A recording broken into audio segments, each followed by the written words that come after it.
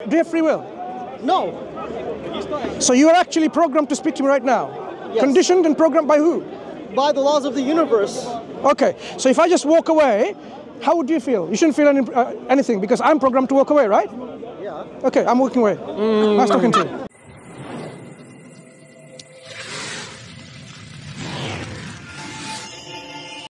Consider killing people unjustly is okay. No, listen, I believe in moral naturalism. Wait. Don't give me jargons and definitions. Okay, I'll tell you. One second. If me and you were to meet in one second. Yes. So you give an example of unjust killing, okay? I'll give an example. We understand what it means, unjust killing. Do you think killing people unjustly is okay? No. So you disagree or agree with the morality of killing anyone unjustly is immoral? I agree with the moral claim. Yes.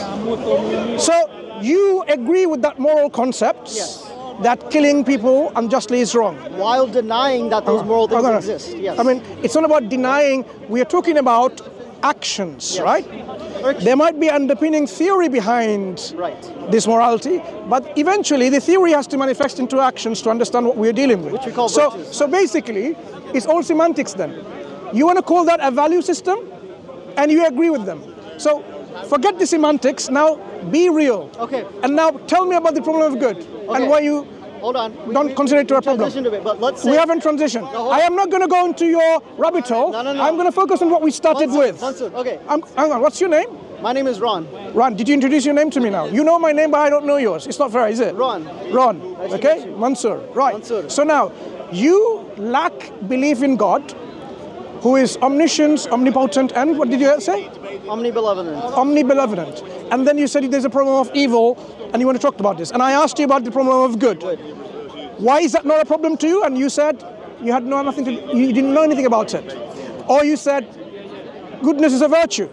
But I give you examples of looting, raping, infanticide, ethnic cleansing, and so on. A good person doesn't do all of that, so it's preventing him, depriving him from a happiness what he could have enjoyed by doing these things. So why isn't that a problem? And then you said what? It's all about perception.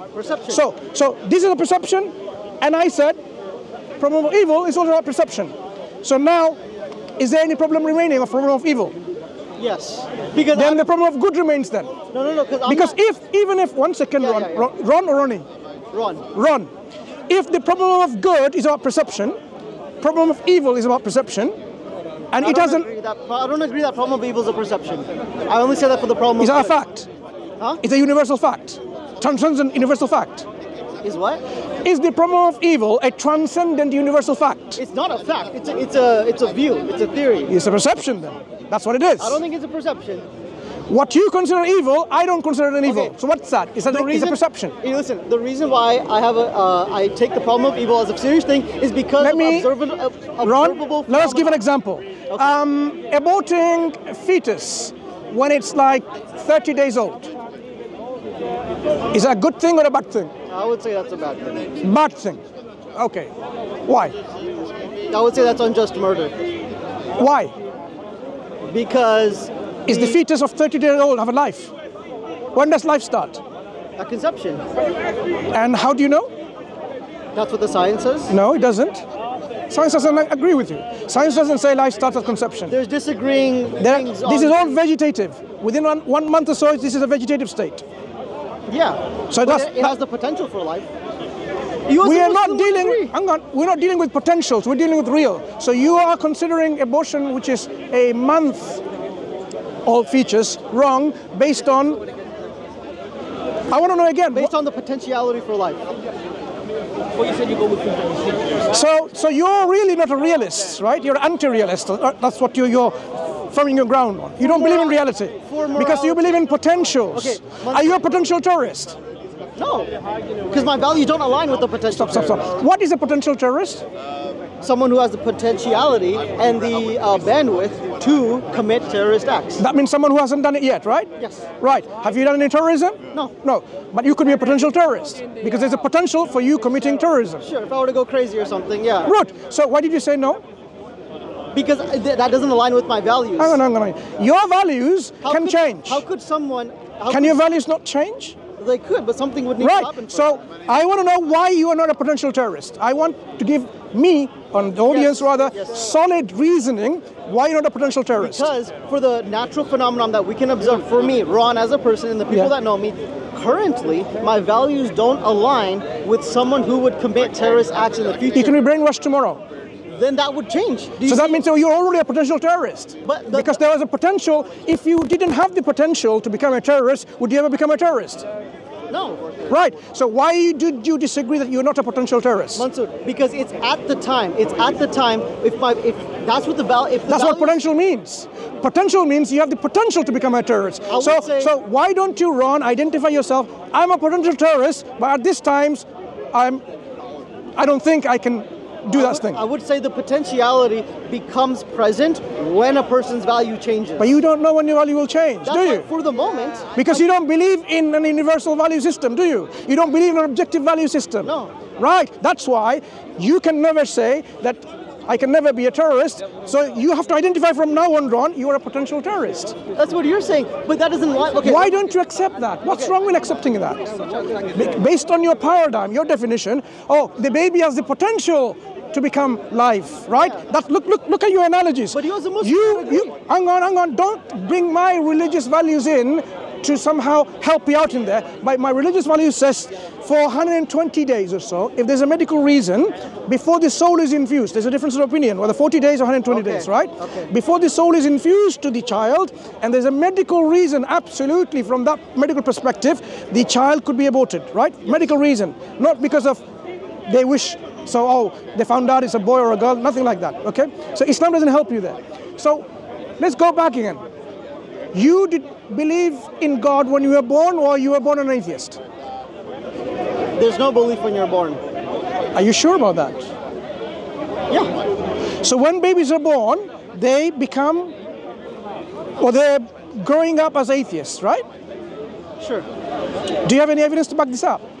We have the contrary evidence, where actually children are born with this natural propensity to believe in something supernatural. Where does that come from?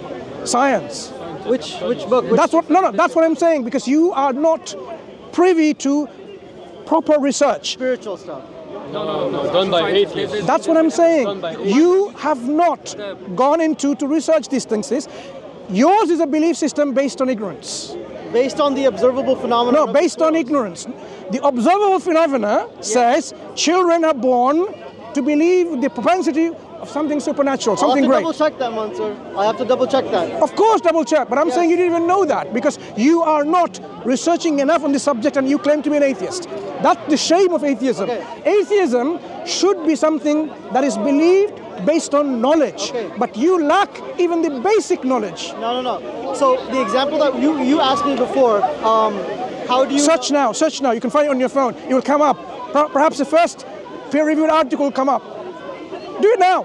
Go on. You have a phone? Listen, yeah. Go on, do it now. I still have points to make. No. Do it right now. I want to taste the evidence of what we say. Go on, do it right now on your phone. I made the claim. Show me. No. I want you to learn on your phone. Just do this search.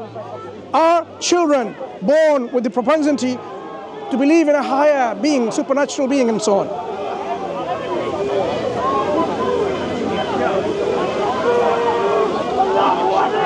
To check. I've asked him to check. No, don't show him. No, let him find it. I want him to learn. Let him find it. Are babies born with the natural propensity To believe in something supernatural higher? Babies or children, of course. Children. Children is different. You said babies before. No. I included babies and children. Okay. Now, Children have a different view, have a different cognition of rationality, different than babies. are children born atheists? No, they're not belief with any belief Right. system. So atheism, hang on. Atheism, the lack of belief, is something that is not in line with reality then. The reality means children are born with a belief system, something higher than them. A belief system, or just belief. Don't play semantics. No. Belief is a part of a belief system. A child can have one belief, two beliefs, or many. Belief is a part of a system of things.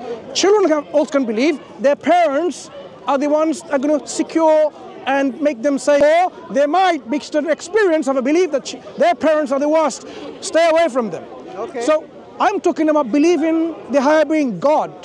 So you claimed about atheism that you came to profess based on what? Because children are not born atheists. So how did you become an atheist? So are children Were you brainwashed and conditioned to believe otherwise? Are children born theists? What were they born in? We don't know. You don't know either, right? Each children is different too. Did you just only read half a sentence? Read again. What are the children doing on the very primary years?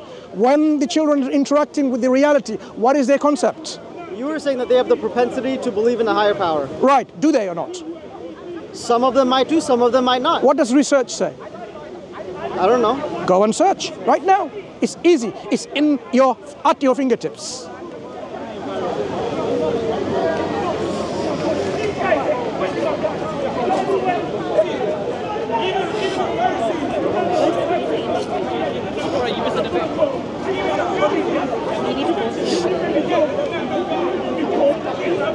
Yes, some say that children are born with the predisposition to believe in a higher power, or that they are Some children or all children? It says some.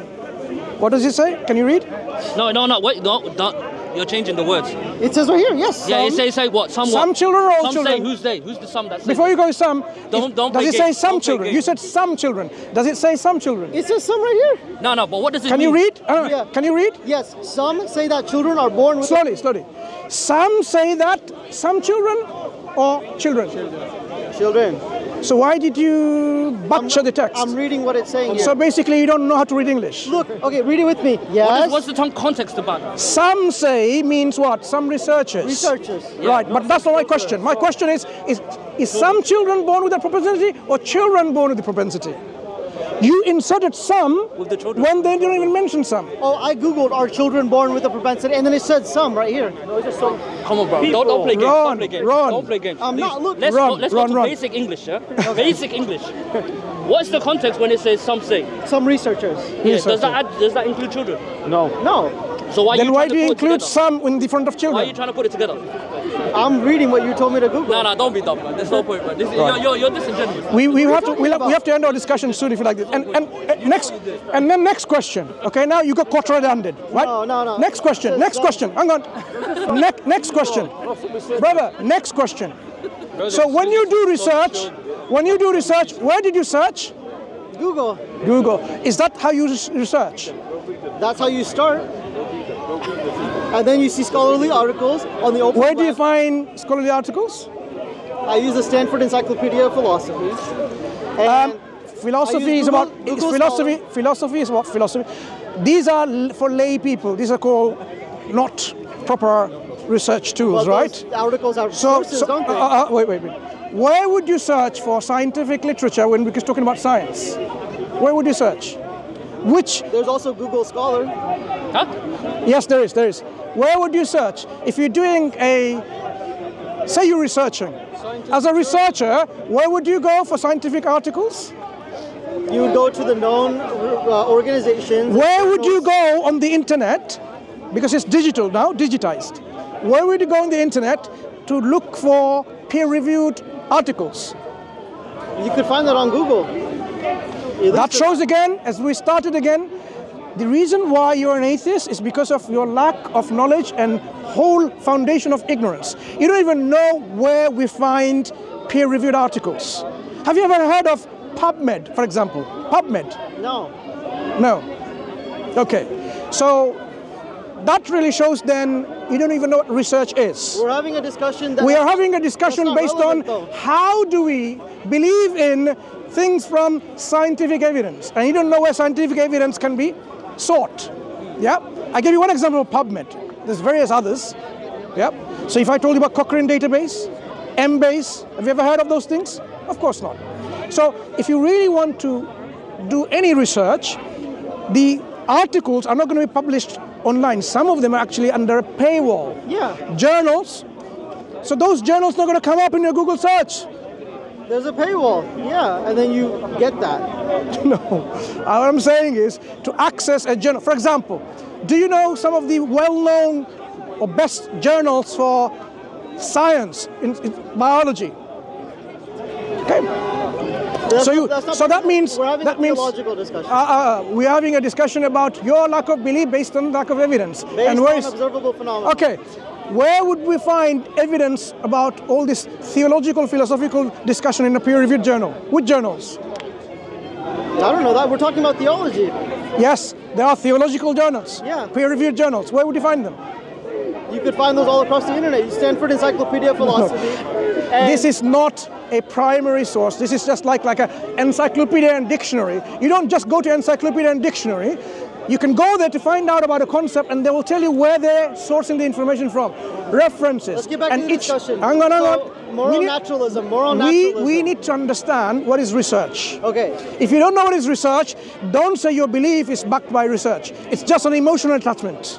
That's all. My lack of belief is based on the problem of evil and how that can't be reconciled. How many articles have you read from peer-reviewed journals about the problem of evil? I read it on the philosophical websites. It talks about the evidential problem of evil, the logical problem of evil. It talks about all that stuff, and I read that from the encyclopedia. Okay. It does that. Give me an example of a real evil that you think is the problem. A what? Give me an example of an evil that you see in the world is really a problem. World hunger. World hunger. World hunger? Yeah. Okay. So if I run a country and I make sure all the resources are there, yeah, I can make sure that whole of my country doesn't suffer of hunger. Why? Because I will make sure poor doesn't remain poor. I can implement a system. In fact, this was the case when one of the Khalif, Umar ibn Abdul Aziz, if I'm not mistaken, he was going to searching to find people, if there's anyone to give charity to, any poor people. Why was he unable to find someone? So difficult to find a leader of a country, someone too poor to give, because no one's poor, because the system was implemented. So the world hunger seems to be a problem by the hands of people what they've earned, because people are not implementing stable, beneficial laws for the goodness of the society, and they're not distributing the wealth and the resources, and so on and so forth. So this is a political problem, not a theological problem. So now, wait. So the problem that you see, the problem has nothing to do with God making that problem, and that's why now you don't believe in God. It seems to be a problem human beings have created and maintained. He's omnipotent over that. He could just cause a human to distribute the resources. So basically now, you want to believe in a God who forces people to believe. But he knew everything, though. So your concept of God clearly is something that I wouldn't believe in either. Because you want a God in which he wants to make people like robots, and then he wants you still to make them accountable. Like imagine now, God says, okay, make sure you distribute your wealth properly. And if you don't do that, I'm going to turn into a potato. You know, you can't have human beings given free will and then expect people to see that reality. So let me get this right. The ruler who can properly distribute goods and resources so that everybody is fed and that there's no world hunger. There's no hunger in that country, and every leader of that country, and for every country, if they did that, there will be. Is it because, one second, Ron, is it because we have lack of resources? No. There you go then. So God has provided the resources. Yes. It's the distribution of the resources. And who is distributing? People. So who's to be blamed? Does God know the future? Does God know the future? Does God know the future? What do you think? Yes. Okay, yeah. So then how are you atheist? Oh no, I'm asking him, potentially. An atheist talks more about God than a theist. Okay, listen, if God knows the future and he knew that the country would be hungry and starvation, he knew that the leader would not distribute resources properly, he knew that. Yeah, and he didn't prevent that, nor did he cause the opposite. So who's responsible? So now you're saying exactly what I'm saying. Look, if God gave you a freedom of choice, right? That doesn't exist with God, because he knows the future. He has control over it. Oh, now you're going to a different argument. We can deal with that. Let's deal with this God knowing something and not preventing. No, I think that the distinction that you make between do you have free will? No. So you are actually programmed to speak to me right now. Yes. Conditioned and programmed by who? By the laws of the universe. Okay. So if I just walk away, how would you feel? You shouldn't feel anything because I'm programmed to walk away, right? Yeah. Okay, I'm walking away. Nice talking to you. All right, thanks, Mansur. You're welcome. You're welcome. Thank you, Mansur. Very nice.